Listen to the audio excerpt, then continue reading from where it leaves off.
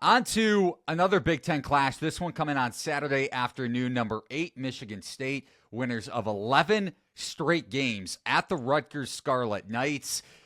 Great spot to me. A different spot, different angle, but similar to Purdue, Rutgers at home, one of the best home court advantages in college basketball in Piscataway. And despite Rutgers failing to cover at Penn State on Monday, I love that result because I wasn't on it, but B, you're going to get a little more value with Rutgers at home in this one, potentially getting 6, according to KenPom. We're recording this, keep in mind, before the lines come out. But sell high on Michigan State after that Illinois win where they got every single call against Yakachonis. He only played 8 minutes. I know we'll touch on the Illini and their inconsistencies outside of Yakachonis once we get to Maryland, the Sunday tip against Indiana. But another thing I like about Rutgers, they rank in the 68th percentile in terms of their transition defense on a points per possession allowed basis. We know how good the Spartans are on their primary and secondary fast breaks now that Izzo has a very similar point guard, maybe not in terms of scoring ability, but better for his system than what they had in A.J. Hogard. And I'm talking about Jeremy Fears, more similar to Cassius Winston than what A.J. Hogard was. And you think about Rutgers and their 2 best scorers, 2 top 5 picks, most likely in the 2025 NBA draft, and Dylan Harper, who's healthy after dealing with that norovirus, and then Ace Bailey as well. And you think about Rutgers and their ability to score in transition, you want to get Michigan State on the break because their half-court defense is elite. So I'm looking at Rutgers here getting 6. Potentially, I would take 5, even 4.5. But what say you? I mean, I think these teams are pretty similar in that respect, right? I mean, both run a mean transition attack and a good half-court defense and a worse half-court offense. Where that if you slow them down, you make them a little bit more human. And I think this is a great spot to sell high on Michigan State. They were expected to lose both the Northwestern games and the Illinois game. Only by the one. Penn State result? Massive expected win. Okay. So they underperformed. To the point that it's driving a big chunk of my play on Iowa tonight, which is my pick of the day. Which, squeak in there. But I love it. Yeah, of course. Last night was Hofstra, man. I don't even want to get into that. Anyway, no, yeah, that Penn State game was expected to be a lot more. I mean, again, Iowa, that type of team. Penn State, another type of team that you're going to live and die with 3 results. Michigan State, you're going to, when they get to the rim a lot, you're going to struggle. But then, seeing them expected to lose the Illinois game, which, okay, sure, isn't very different than a 2-point win, but it's a solid 8, 9, 10% in terms of win expectancy, game expectancy, which is sizable enough for me to, say that there could be a little bit of a weak spot, an Achilles heel to the Trojan armor, but no, I think this is a decent spot to go against them for a few points. Expect this to be close. Would imagine they go in there, get the win.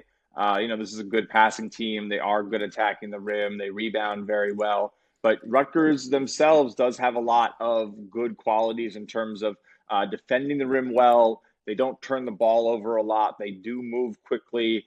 And again, they're going to allow a lot of maybe some good looks from 3, but is Michigan State really going to be there to take advantage of that? That's not really their game, right? They shoot, bottom 50 type rate in terms of 3-point attempts. So that weakness, what maybe can get exposed for Rutgers, not so much on the line this time. They might get some good quality looks and maybe those 3s fall, but I don't think Michigan's going to really step on their neck proverbially and force that weakness out too much. And then, like you said, you got a pretty good rest of the defensive look for this Rutgers team.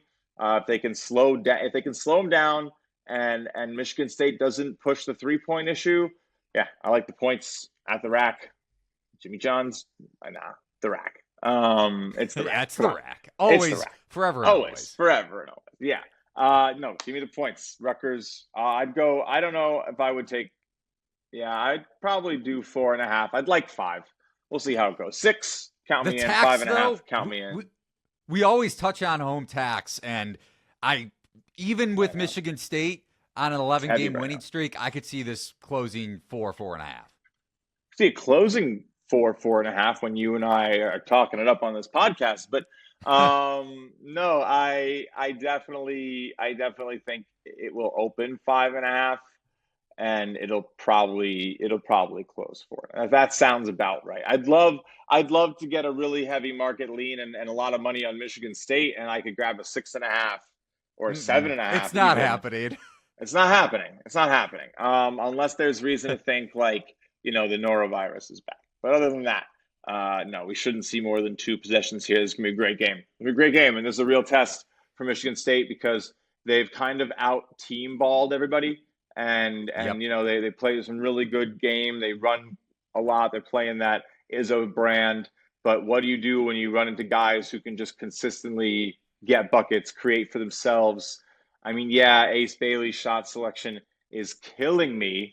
I mean, sometimes you watch this game and it's the fadeaway step back. I'm in the NBA already game, and you're like, stop it, please. Just pump fake someone into oblivion and take the easy lay. He doesn't have Jay Wright as his coach, Justin. I know. He that's gonna come for him, and I'm excited. You can obviously see the potential, but it can be a little frustrating. So yeah, it's we'll see. We'll see how it goes. It's a tough team to bet on because of that a little bit. But yeah, I do think the value is there with Rutgers. But of course, all that's factored in. How Ace Bailey plays. You're not beating the market. You're not surprising anybody. A lot of that stuff you talk about, when everybody knows it, or at least the smart people know it, you just gotta consider it's priced in and find your edge, find your angle, and attack. My only concern with Rutgers here is even if Michigan State isn't getting, let's say, 10 to 15, even 20% of their points in transition, number 1 in offensive rebounding rate in Big Ten play, and that's not any sort of underlying factor. Because to your point, that is why Michigan State is power rated so high. That's why they're going to open probably as a 5.5 point road favorite.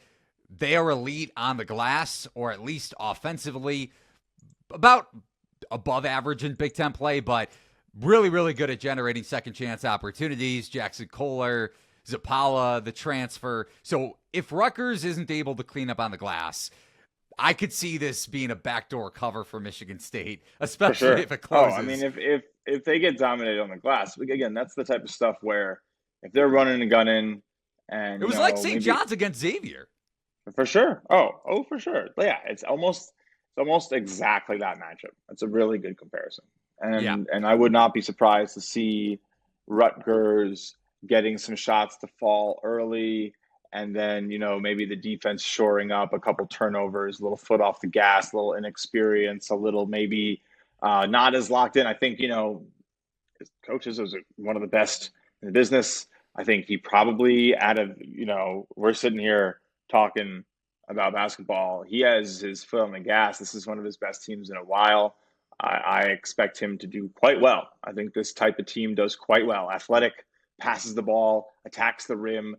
That's reliable points. That's just reliable points. If you're going to get your opponents into foul trouble, you're going to force the issue. You're going to, try to out-depth someone, and then you're going to continue to run and gun and get value off turnovers. They do it smart and value off rebounds. So if you're not elite, if you're not on your game, if you're not, keeping your hands to yourself, but also, keeping the passing lanes from being too wide open, they're going to find a crevice and a weakness, and they're going to exploit it, and you're going to be down 14. So it's a tough bet to take. It is how they're playing. But stand in front of the train. I cannot emphasize that enough in college basketball. I think that is maybe if you want to know how to win. How about we change up the analogy? Oh, we don't like that one? Okay. Go it's a little more, but oncoming traffic. I mean, go against the grain. Go against the grain. Okay, is the right way to say it. I understand, but it worked for Purdue. But with this, it's like it's go into the phalanx. I don't know what you want to do. All right. It's go where others don't want to. It's maybe, when there's fear or concern or public perception against the team. and everyone on the internet or Twitter or the talk shows are all upset about their performance, usually that's when you want to be investing. And the scariest picks that make your stomach uncomfortable because you don't want to bet on Rutgers going against the monster that is Tom Izzo and Michigan State right now. I mean, man, if that was the way it was, the line would be 6 points bigger. So